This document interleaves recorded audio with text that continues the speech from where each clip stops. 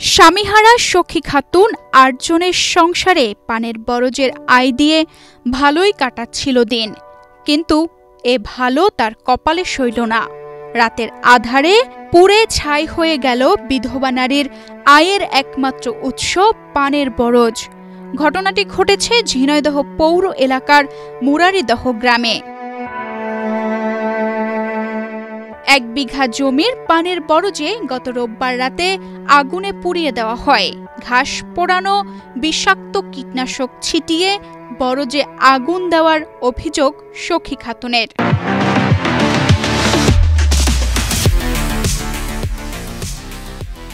যে দেখি যে ওই ভূমিতে যে দেখি যে আর ঘাস পুড়িয়ে একেবারে অবস্থা খারাপ হয়ে দিয়েছে।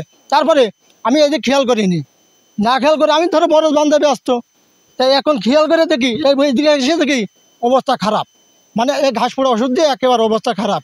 সখী খাতুনের পরিবারে ছেলে, পুত্রবধূ, 2 নাতনি, সবারই জীবন চলত বরজ থেকে বিক্রি হওয়া পানের উপর নির্ভর করে। এখন তারা দিশেহারা। এর বিচার যেন দ্রুত করা হয়, খুব শীঘ্রই যেন করা হয়, কারণ একটা অসহায় মানুষের প্রতি এরকম বিচার মেনে নেওয়া যায় না, আমি মানতে পারছি না। তার বড় ভাইটা মারা গিয়েছে, তার 2টো বাল বাচ্চা আছে, সেই ছেলেবেলে নিয়ে করে খাই। সে যে কাজটা করেছে আমি এই আইনের কাছে প্রশাসনের কাছে শাস্তি দাবি করছি। ধার দেনা করে গড়া বরজে পান চাষি ছিল জীবনের শেষ ভরসা। সব হারানো বিধবা নারী পরিবারকে রক্ষায় সমাজ ও প্রশাসনকে এগিয়ে আসার আহ্বান এলাকাবাসীর।